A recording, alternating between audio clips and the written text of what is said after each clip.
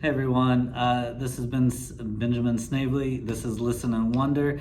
I am with my colleague, my friend. This is Mr. Oz. He teaches here at the school that we work at. How long have you been a teacher here, Mr. I have Oz? been teaching here for 8 years. 8 years, This is awesome. my 8th year here. And I remember when I first met you, I think this is my 5th or 6th year. We always talked about we like what we do, but also we want more. We want to go and do other things. We have passions. So you brought up a concept. Oh, and I guess we're just going to start this now. So here it goes. You talked about, you had a student today talking about the cocoon or chrysalis, this idea of struggling without seeing what is being produced. Is that something that you feel like you're doing here at your job? Do you see the results with your students? Yes, I see the results with my students. I love that. But there's always trying days. Right. But it doesn't matter. Right. Tell me more. Okay. Please. Today, I ended up with interesting conversations. Mm-hmm. I had a similar conversation 2 days ago. Now here is the situation. Most people, they feel like they are gonna be happy when they do not have problems. So is it the real situation? Is it the truth? What makes our life more beautiful, with the problems or without problems? Well, I mean, that's like duality. How could you understand what happiness is without the dichotomy of unhappiness, right? Like, okay, so I have happiness, and then what? How can I compare it to anything? I would have to have had a struggle to have obtained happiness. So look at all the rich people, right? We like to assume they're happy because they have no need, no desire, no want. But are they? This is a nice question. I like that question. A couple of days ago, I read an interesting scientific research. Scientific research? Scientific research, Okay. yes. It was about rats. Okay. They start with 2 rats, Okay. one male, one female. They provided them with everything. Nice environment without any predators. I'm a predator. Yeah, no predator. No predators. Just an easy life for the rats. Nothing was hunting them. Okay. They had their food, they had a beautiful environment, and the population increased very fast. I've read this study. Please continue. And they ended up with 4,000 rats. That's a lot of rats. A lot of rats. Then what happened? In a few days, after reaching 4,000 rats, they disappeared suddenly. They disappeared very fast. How suddenly? I don't know the time period, but they disappeared. They all died. They all died. Now, here is the approach of the scientists. Okay.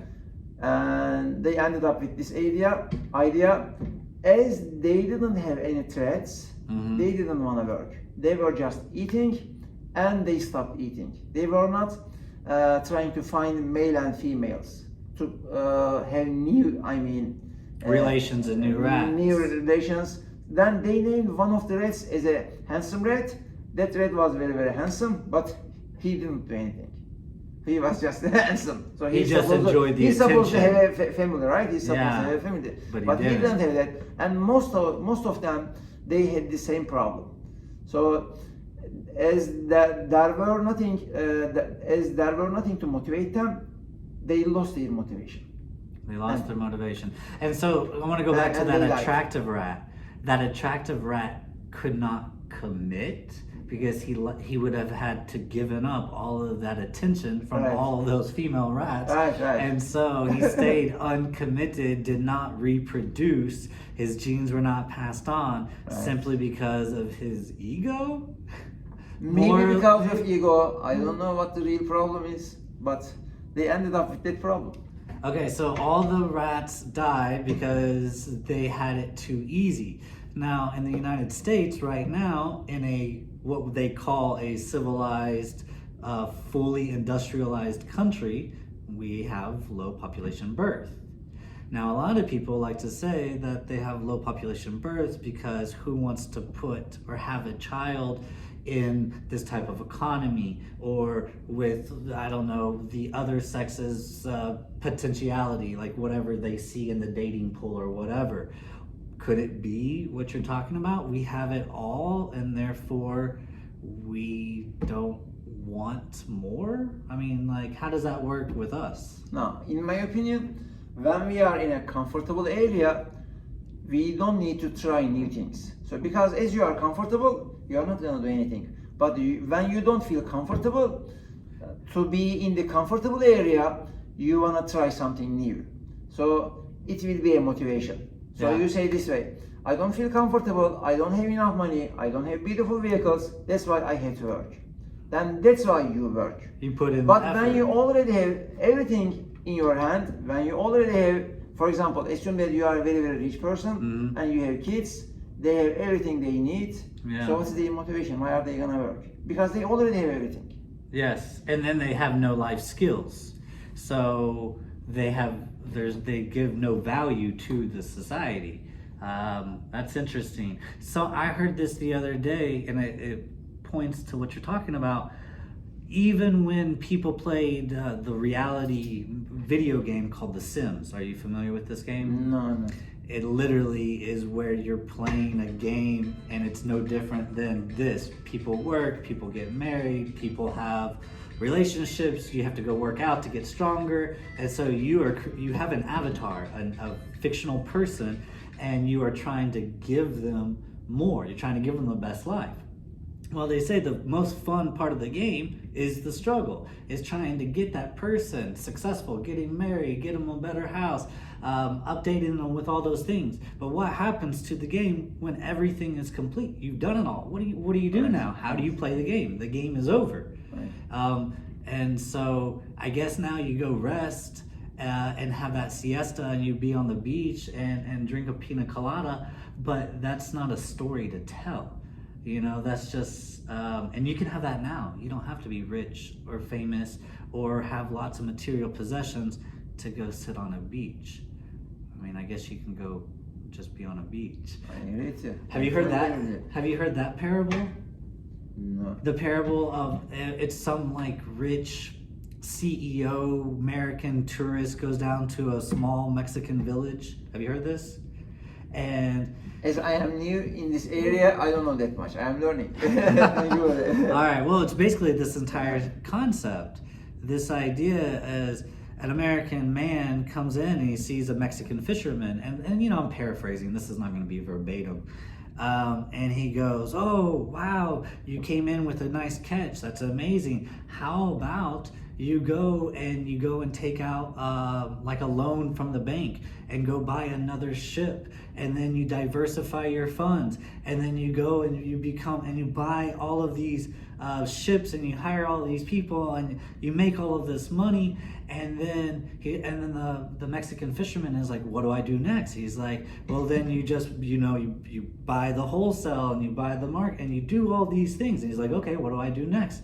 He's like, I'm not a businessman, so it's just like you get bigger and bigger and bigger. And he says, well, what do I do next? He's like, well, then you go and you play the guitar by the beach, you have a dinner with your family, you hang out with them, you do all this stuff that the Mexican fisherman was already doing without having to go through all of these steps.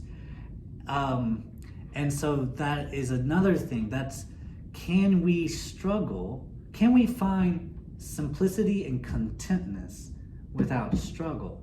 And do we find value in it? I think that's another thing. Can we find value in being content without struggle? You are asking very, very beautiful questions. I am gonna answer your question with giving you another example. We're just doing koans, back and forth. It is about another scientific research. Okay. Now, here's the research. Sometimes when we have nice memories, we want to take the picture of that moment, right? Okay. We want to keep it. Yeah. Here is the deal. When you take the picture of that beautiful moment, we forget that one easily. Here is the reason for that. We forget that one We day. forget that moment easily. We may We not forget that remember moment easily. Okay. So here is the deal. This one, our brains, they are unfortunately lazy. They don't wanna work that much. So as when you take a picture, as your brain is gonna think that you are gonna keep it in your cell phone, it is not going to keep it in a better memory part. So you forget that one easily. So basically, you're exchanging your memory for the picture itself. Unfortunately, yes. So you made it super simple. You took the picture, so you feel like you are gonna remember it easily. Here's the key thing: in the future you will find it because you have it in your cell phone. Yeah. That's why your brain doesn't store it properly. So then you can look at your own pictures and be like, oh, I don't remember that, or oh, now I remember it, but you need to recollect it. Unfortunately. So, interesting. Yeah. So then, how does that play into being content? Are we? How do I say this? Are we managing contentness? Are we selling that to ourselves? Are we creating alternate reality of content? Like, why do you think people are taking pictures of the moment they want to remember instead of just remembering it? Now, basically, of course, we should take the picture of the moments because 20 years later, we should show them to other people. Yeah. For fair. example, when we have a family meeting, we should show them. It is another thing. We should have them. But it is about the. Okay, how should I explain? It is about our mindset. When you take a picture, this one thinks that way. Okay, I have it, so that's why I don't need to store it properly. I don't need to. I mean, maybe how should I explain that part? It is about keeping it in memory. So my point is, taking a picture is easy. As it is easy, our brains, it doesn't want to remember it in the future. Would it be more like a loose concept instead of a concrete detail? I think it is a better explanation. So it's like our friends, family members' phone numbers. We may remember pieces of it, but not the whole thing. You know, I've been playing the guitar for about 3 years now, and I use an app on my phone, and it has all of the songs, all of the melodies there. And I try to remember, oh, do I go C, B, D, G, right? And what's the strumming pattern again? But I'm not memorizing it. So what do I have to do? I have to go back to my phone. I have to find the melody or the chords, and then I remember it.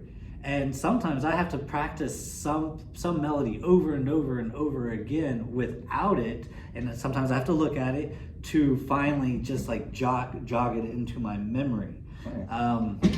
So that's interesting. So then with being content and with memories, are you saying that if we don't think or remember we are content, we will then go search for it and go find it?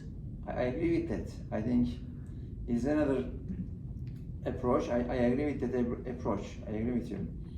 So then humans are just movers.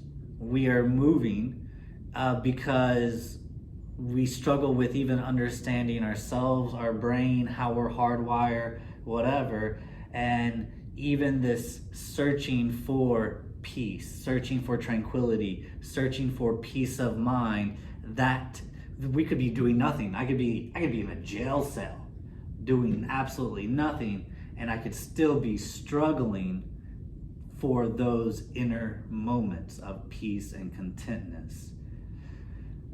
And then once I find it, then what? You're saying now, well, I guess you're saying since I struggled for it, now that contentness is truly peaceful. But if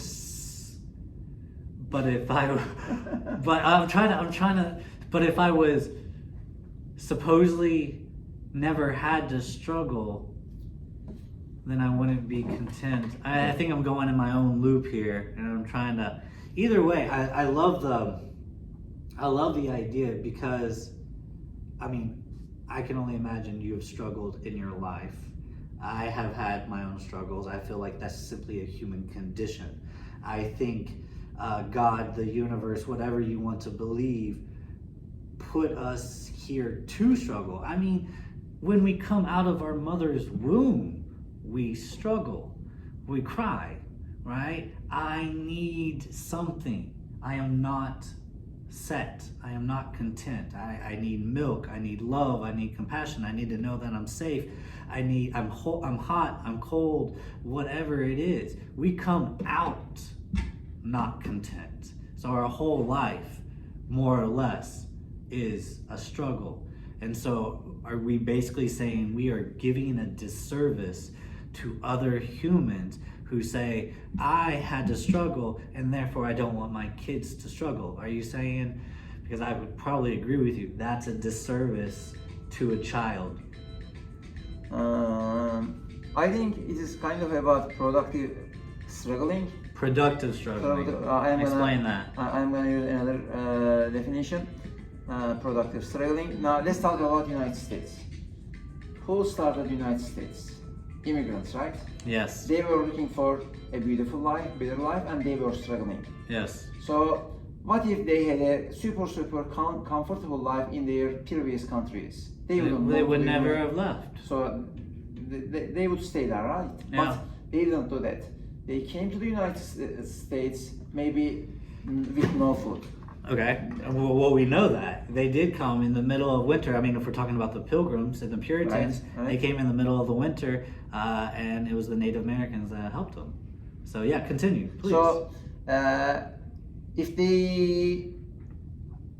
they hadn't, I mean, tried to find food, they would die. Yes. So they did something for that. Mm-hmm. They started working. Mm-hmm. They started planting. They started having animals.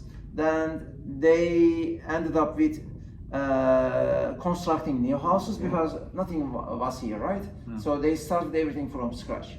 So at the end, we ended up with this civilization. Okay. We ended up with the United States. And in history, what we see is all of the big civilizations are started by immigrant people. We see that in history. So generally, people who moved from one country, I mean one area, one land to another land, Yeah. they started their big civilizations. I'm originally from Turkey. Yeah. I can say the same thing for Ottoman Empire. They came to the Anatolia from different part of the world, and they started that country there in that area. So because they didn't have food, they didn't have anything to eat, so to find better areas, to have a better, more beautiful life, they worked very, very hard.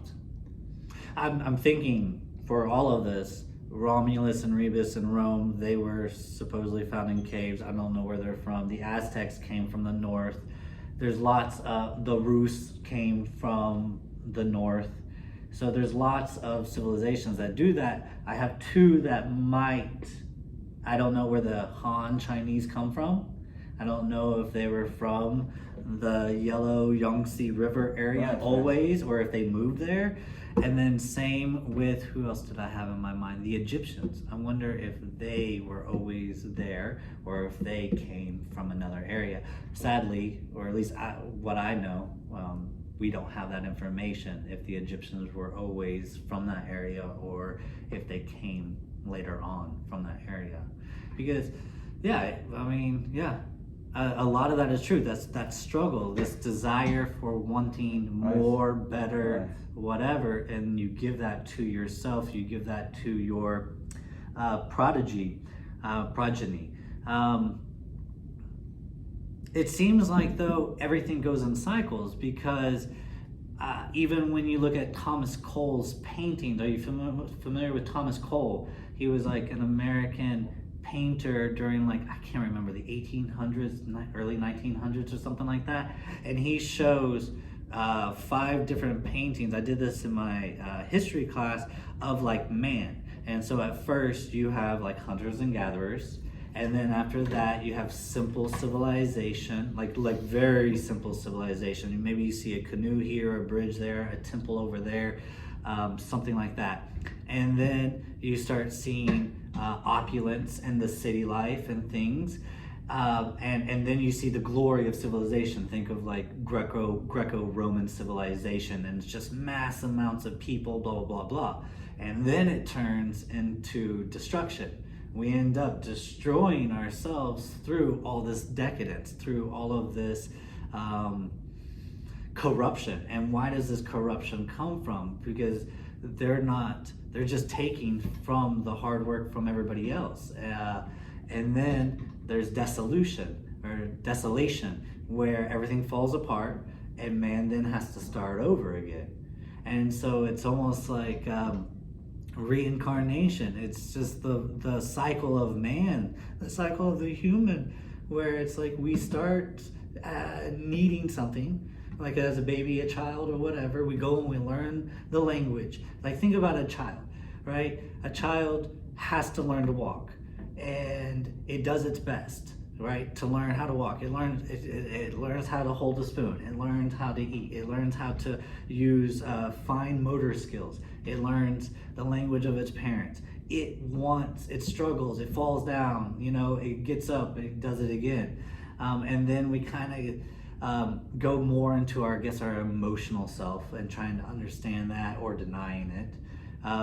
And then it's just, we do get lazy. Like in our 30s, 40s, and 50s, we kind of settle. We hit a plane. We're like, this is where I want to go in my career. Oh, I don't want to learn another language. Oh, I don't want to search anymore for this and that. Now it's just time to rest on my laurels, so to speak, and hold on to what I have gained, right? And sometimes people say that's their contentness. They've made it so far, and other people may say they're settling, right? They're not pushing themselves. And I think that's also when we truly start to wither, and just go away.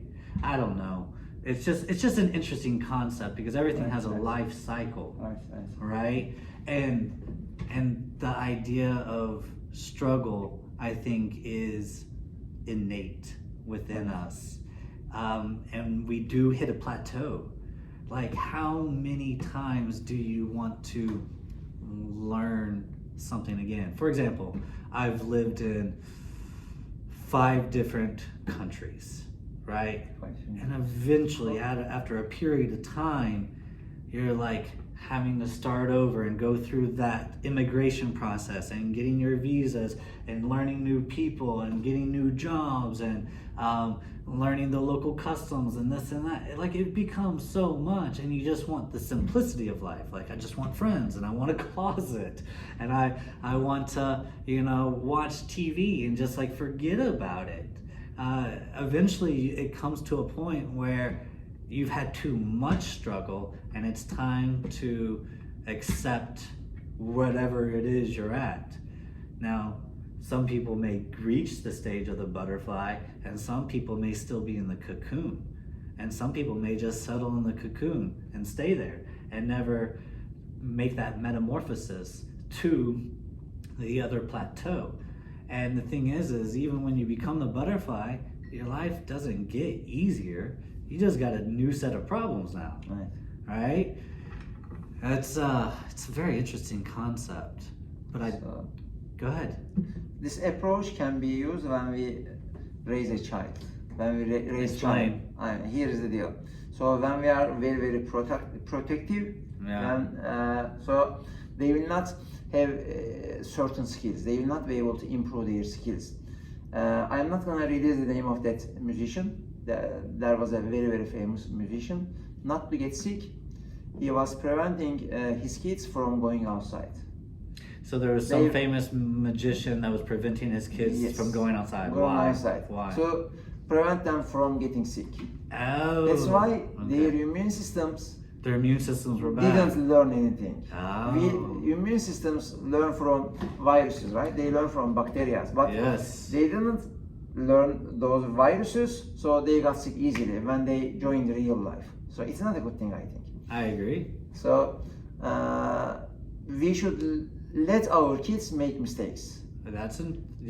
You were talking about productive struggling. No, I am talking about them now. Yeah. Why don't we want our kids making mistakes. Here's the reason: because it is painful. We are gonna suffer. And you We will are gonna feel their struggle. pain. Not to feel that pain. If we protect them, they're gonna have very, very big pain in the future, right? It's a fine line. It's a fine line. How much do you give them, and then how much do you pull back? It's continue, please. Okay, so it's a nice question again. So we should help them when they are about to lose their hope, in my opinion. So they shouldn't lose their hope. We should help them get up. We should help them stand up. So until that level, in my opinion, we should let them mistakes. So when they are with us, when they make that mistake, we can help them recover. We can help them correct that mistake. But when they are alone, when they do not make that mistake, they will be alone in the future, and nobody will be helping them. Yeah. Today, well, the last couple of days in my AP class for world geography, I have my students taking the United States and then a high-ranking country with the Human Development Index, the World Happiness Index, just these rankings of countries based on certain parameters or whatever. And then I get a low country, whatever that low country is. So we have the United States, and we can see what the best of the best is and what the lowest of the lowest is. And I basically just said, hey, look at these 13 data points. Most of them are objective, some are subjective. Look at education, look at poverty rates, look at pollution, corruption, so on and so forth. But I didn't tell them how many subcategories to look at. And I also I just said, I want you to put these data points in, you decide what's important, and then you write a reflection paragraph of like, what was interesting, what was disturbing, what was fascinating, so on and so forth. So here we are in the third day, and some kids literally have been pushing it away from them, not wanting to start. And so I asked them, I'm like, listen guys, I'm not mad, but I need to understand, why haven't you even approached this? And they were struggling.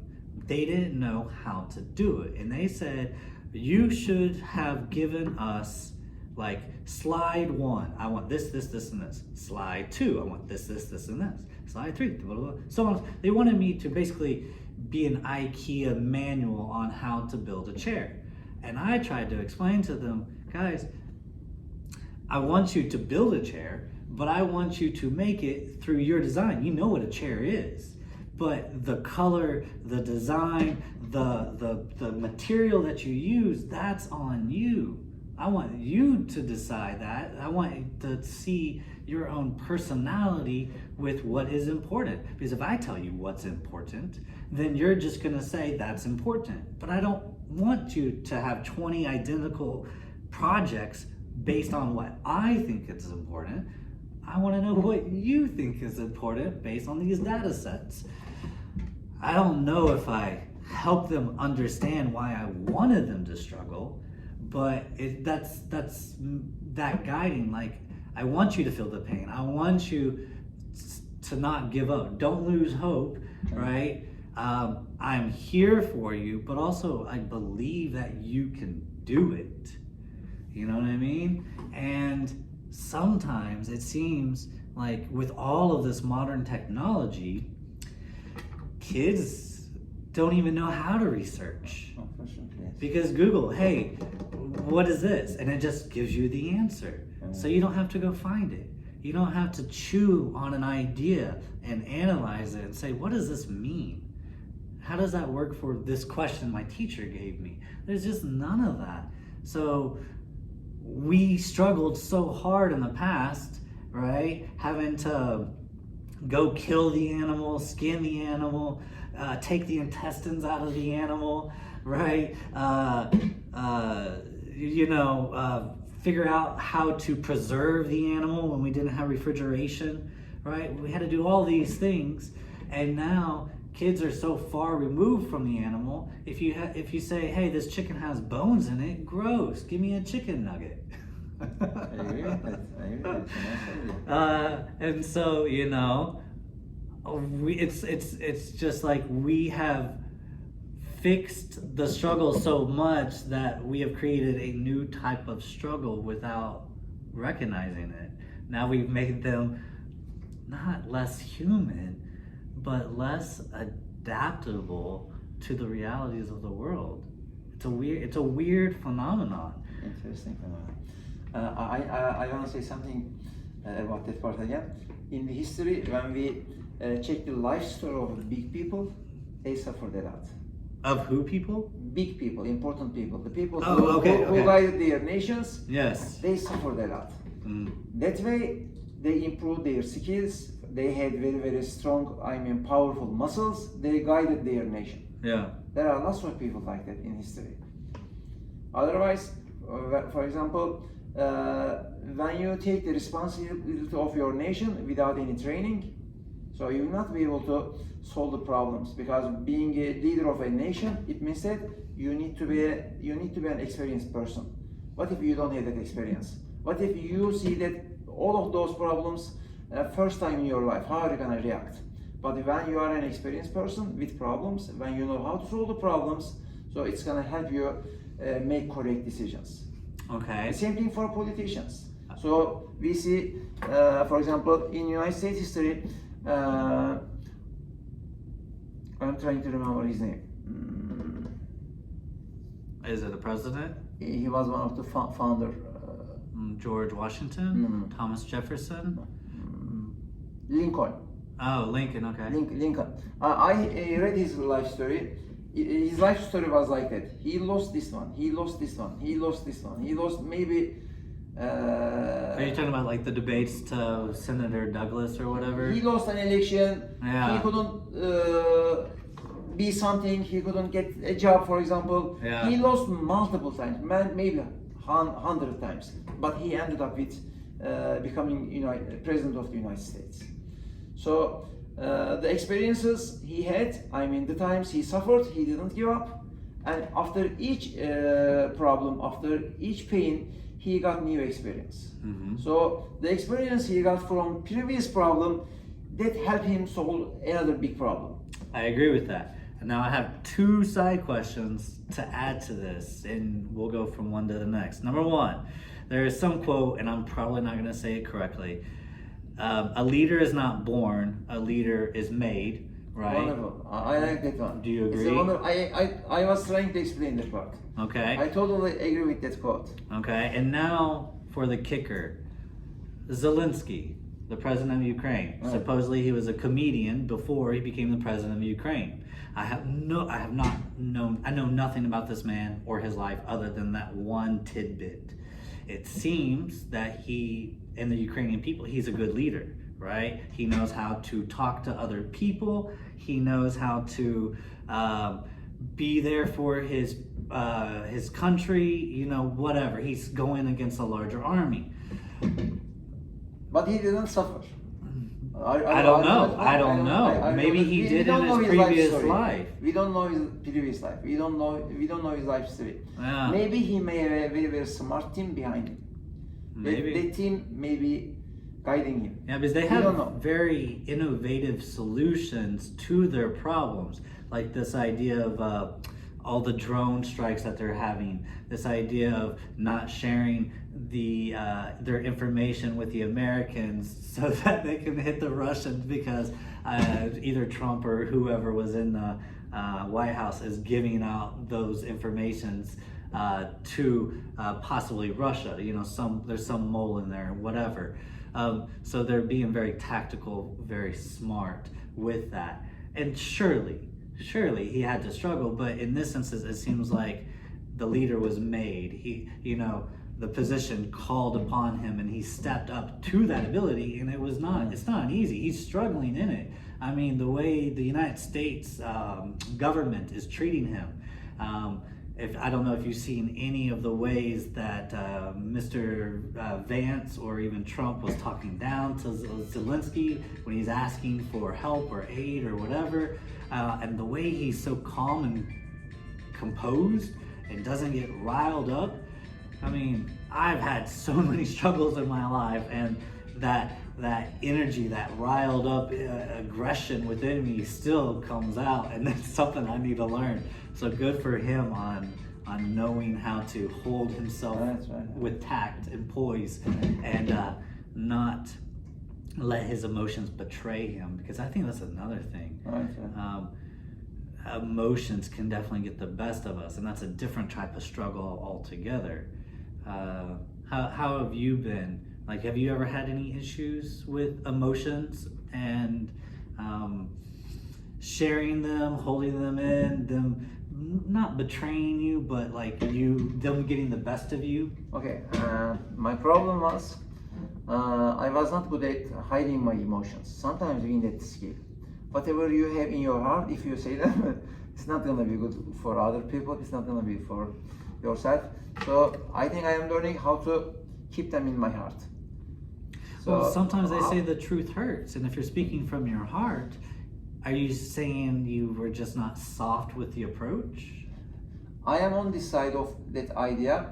I feel like I hate everything I say should be the truth, but I don't have to talk about all of the truths. Fair. It may hurt dead people. So you're saying sometimes a white lie, like omission, would be okay, assuming that it's not truly a lie, and it's just like you don't need to know that information at this point in time, or there's no benefit in knowing it. Sometimes knowledge is pain. Knowledge is pain. Yes. That's why. Have you ever seen The Matrix, the movies? Yeah, I love it. Okay. Ignorance is bliss. Right. And if ignorance is bliss, that goes back to being content or struggling.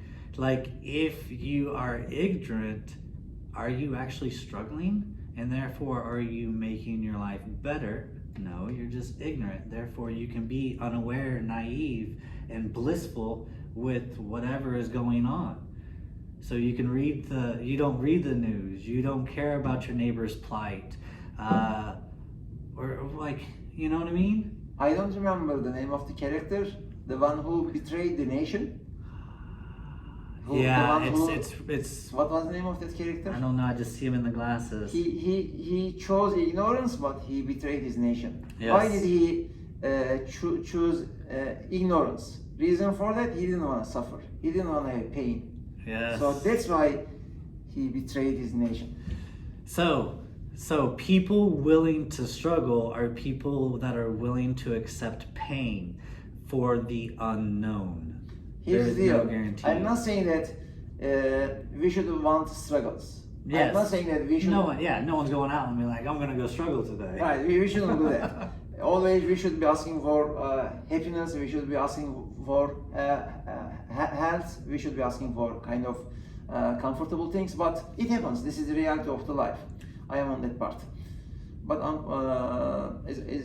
well, then let's go back to the bad guy, or not the bad guy, the character in the movie. We are talking about. So if you repeat what you just said, we want to find health, we want to find happiness, we want to find what else? You said something else, but he chose ignorance, comfortability, because he wanted those things, and the struggle the struggle for Morpheus and Neo was this idea of they would have to go and fight the system with no guarantee that they would win. And because they were David versus Goliath, right? They were, a small people that there was no guarantee that they were going to win. The other guy chose the easier side of comfortability and basically being an ostrich, which is like sticking your head in the sand and believing like nothing is wrong. So a lot of people do that, and it's because there's no guarantee. There's no guarantee that your effort is going to give you the results you want. And that is why people fear change and accept mediocrity, because to put yourself to ask for more, you have to do more. You can't just, God will meet you halfway, but first you got to do the action to receive the reward. It's not just going to fall on your lap. Nice example, yeah. That's interesting. So to receive almost any benefit more than the basic comfortability and basic health that maybe you have that could be taken at any time, right? You have to go out and desire more without knowing you are going to achieve it. You have to have faith and trust. I agree with that. I totally agree with that. Huh, interesting. Okay, and so then, is it a faith and trust issue why people don't? Oh, it's a nice question. Yeah, don't put forth more effort. Okay. Maybe it is about experience again. Experience is another thing. Yeah, because that's what knowledge is, right? It's experience. Right. Maybe faith and trust is another thing. Yeah. They are one of the biggest things in our life. Yeah. Sometimes knowledge may not be enough. I mean, we may know everything, but when you don't have that, okay, let me give you this example. Sometimes we want to control everything. Yeah. When we don't see everything is under our control, so we may have anxiety, we may have depression. But although we know everything, we may have that problem. In that scenario, the biggest problem is we don't want to have anything unpredictable. Yes. But life doesn't happen that way. Correct. So when you end up with something surprise, but bad surprise, so what's gonna happen? Your body is gonna react in a different way. So it's not gonna accept the situation. So when you don't accept the situation, your body is gonna start fighting with that problem. Your brain is gonna start a fight with that problem. So at the end, it may end up with depression. So, but the main idea should be this way. I may not control everything. So I cannot control everything, by the way. I cannot control everything. So everything is gonna happen as they are expected to happen. So if we have that belief, if we have that idea, it may give us peace. It may give us kind of comfort. Easiest example, let's say working out, okay? Wanting a better body, right? We know, we've seen people do it. We know it exists. We know how it all works. But then putting in the effort, and that not controlling the outcome would be not knowing when you see results. Right. Nice example.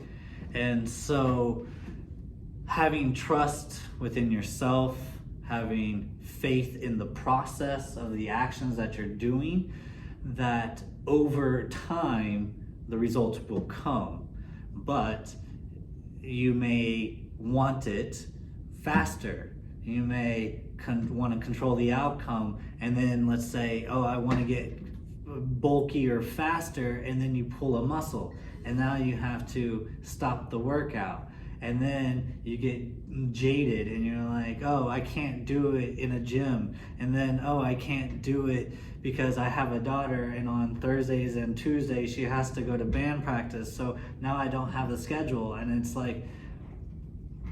like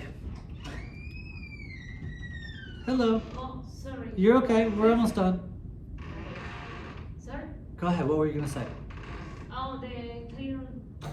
Yes, please, we'll be out in like 2-3 minutes. Okay, this is all. Up to you.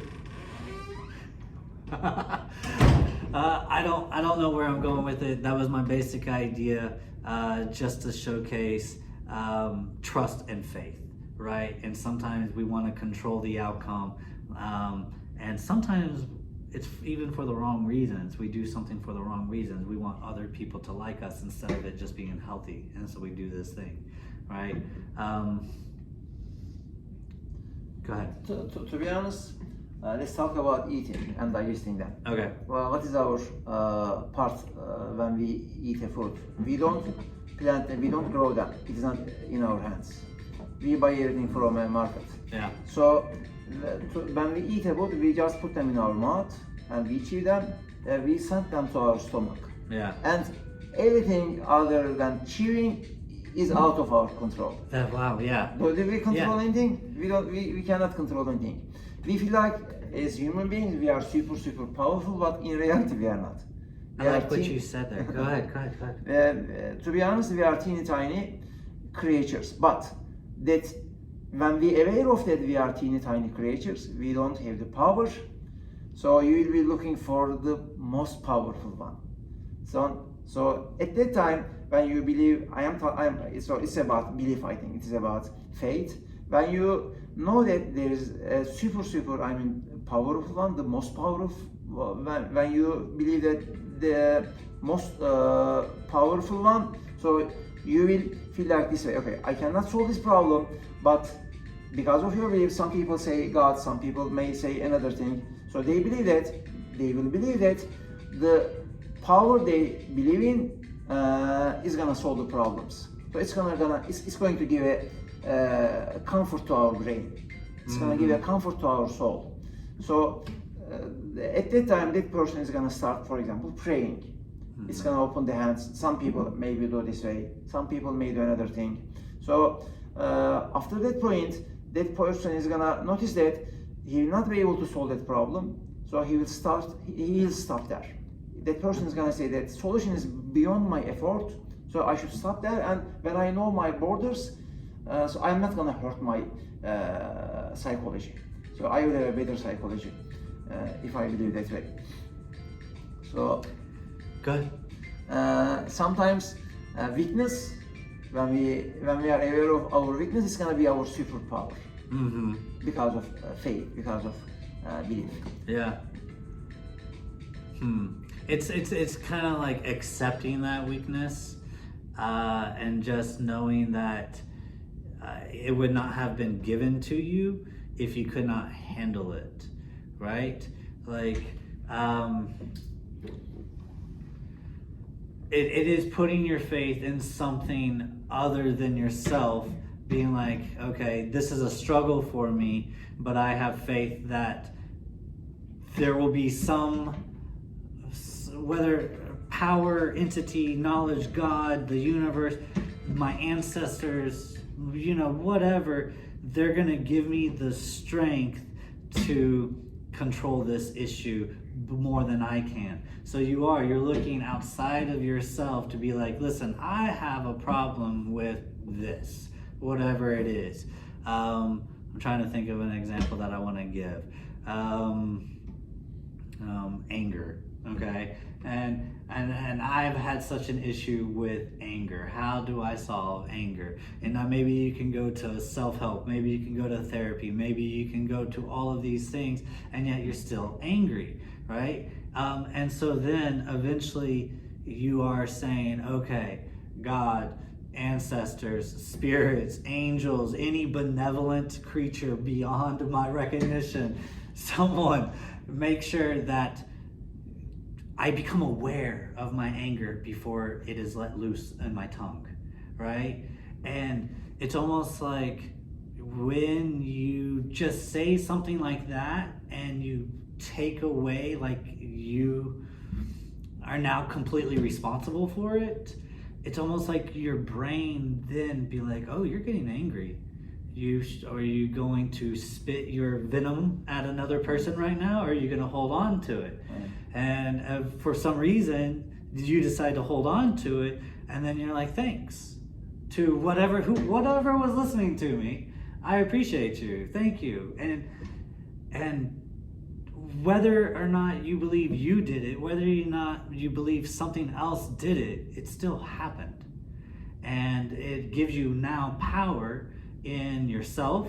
It gives you power in faith. It gives you power in belief. It gives you power that you can achieve things that you didn't think you could achieve before. And regardless of whatever you called to and whatever answered, I think the beautiful thing is that you now don't feel hopeless, and you feel like you have a little bit of control over yourself and these outcomes, and nothing is insurmountable. And then you start but then you start using it in other aspects of your life, and then your belief just grows. And I think that's another thing, how recognizing that in this moment you can't do it, but something else can give you the power. I know that there's a study where when you talk to yourself in the third person, It helps your brain disassociate from itself, and when you talk to yourself about whatever it is, it helps your brain alleviate from anxiety. So for example, let's say I want to go talk to that girl in the coffee shop, and I start mulling over all of the projections that I think are gonna happen. You know, I fall over and I trip and I make a fool of myself. She gets up and she walks away before I can say anything. You know, her boyfriend that I did not see comes and sits down with her, and I embarrass myself, or she says yes, she says no, whatever. I just go over and over. And then eventually I just go, hey Ben, don't worry about it. You've done harder things in your life than asking a girl if you could sit down and have a conversation with her. You've done this and you've done that and you've done all of these things, and now that I'm talking to myself in the third person, it's almost the same as saying, God, just give me the strength to just walk over there and accept the reality of whatever happens. Any of those things. Because any of those things can and will still happen. I could still fall over. I could smile at her and I have spinach in my teeth. You know, her boyfriend does sit down. But the thing is give me the strength to accept the reality and at least make an action towards the life that I think that I want. Maybe eventually I realize, I have a conversation with her, I think I want it, and I realize we're not a compatible match. Well, at least I found something outside of me, whether it's God, the universe, or even me talking in third person, that, hey, you went after it. You did it, and it still didn't work out, but hey, you did it. Okay, what else can you do? That's awesome. I love that. But you never would get that if you're just stuck in your head, Right. just mulling over all of these ideas. So sometimes going outside of your head helps you simplify those actions. And I wish we had stars that we could see in the sky, because that also makes us feel so much smaller with our problems. Right. That's a beautiful thing, seeing stars at night. I said that being a weak creature makes us strong. Weak creature, yeah. I read something nice about that. Tell me. Some scholars, they consider their ego as a piece of ice. What do you? A piece of ice. A piece of ice. Now, Okay. here's the deal. So, as a piece of ice, you don't have that much power, but there is an ocean over there. Mhm. Ocean is very, very big, and that ocean may solve the problems. So they let their ego melt down in that ocean.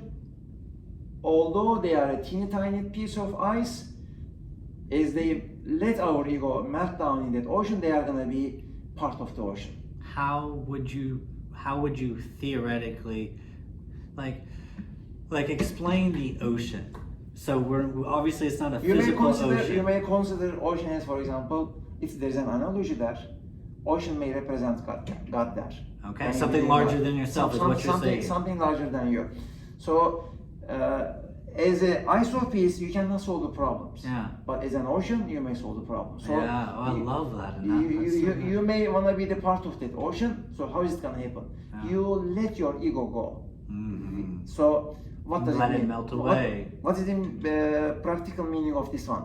For example, being a selfish is part of that ego, part of that ice.